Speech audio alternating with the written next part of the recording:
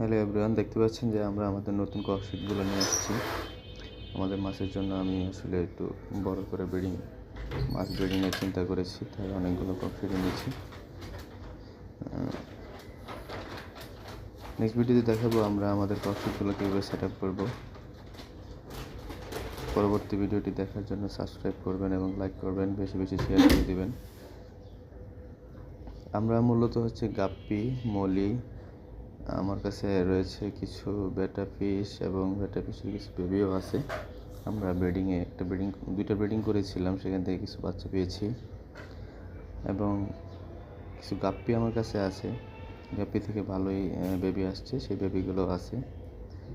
কিন্তু মলি সেটা হচ্ছে যে নতুন আমি এনেছি মলি মাছ, এবং আমার কাছে কিছু পোলার প্যারেটও আছে।